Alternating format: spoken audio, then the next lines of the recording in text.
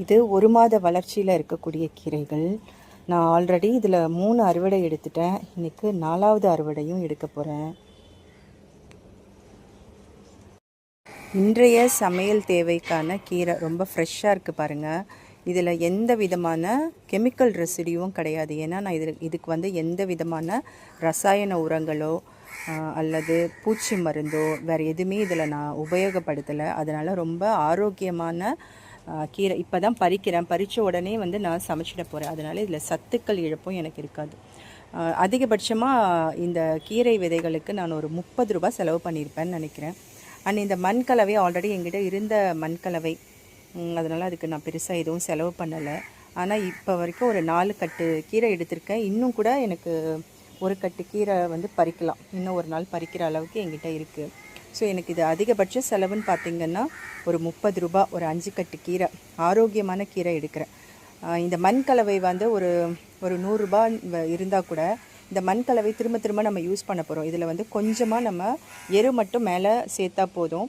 இந்த மண்கலவையை நம்ம உபயோகப்படுத்தி அடுத்த கீரையும் இதிலே போட்டு நம்ம வளர்த்துக்கலாம். ஸோ ஒரு 50 ரூபாயிலேருந்து ஒரு 150 ரூபா நீங்கள் செலவு பண்ணுறீங்கன்னா உங்கள் வீட்டுக்கு தேவையான கீரைகளை திரும்ப எடுக்கலாம். இதில் கீரை விதைகளுக்கான விலை மட்டும்தான். இதில் இப்போ நீங்கள் இந்த விதையும் ஒரு 2-3 செடியை விட்டு பறித்து விதை எடுத்துக்கிட்டிங்கன்னா உங்களுக்கு அந்த பைசாவும் உங்களுக்கு மிச்சம்தான். அதனால் வீட்டில் மாடித்தோட்டம் போடுறது உங்களுக்கு நேரத்தை ஆரோக்கியமாக செலவு பண்ணுறதுக்கும் ஆச்சு. நம்ம வீட்டுக்கு தேவையான காய்கறிகளும் கிடைக்கும். உடலுக்கும் ஒரு ஆரோக்கியம். மாடி தோட்டத்துக்கு நீங்கள் நிறைய வேலை செய்கிறதுனால ஒரு எக்ஸசைஸு, வெயிலில் எக்ஸ்போஸ் ஆகிறதுனால விட்டமின் டி கிடைக்குது. இது மாதிரி நிறைய விஷயங்கள் இருக்குது. மனசுக்கும் சந்தோஷம், நம்ம உடலுக்கு தேவையான ஆரோக்கியமான உணவும் நமக்கு கிடைக்கிது. அதனால் மாடி தோட்டம் வளர்க்குறது அவசியமா அப்படிங்கிற மாதிரி கருத்தெல்லாம் இருக்கிறவங்க உங்களோட எண்ணங்களை மாற்றிக்கிட்டு வீட்டில் உங்கள் மாடியில் இருக்கக்கூடிய ஒரு சின்ன இடமா இருந்தால் கூட ஓகே.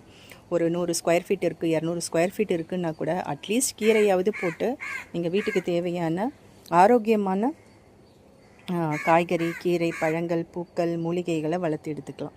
Happy gardening.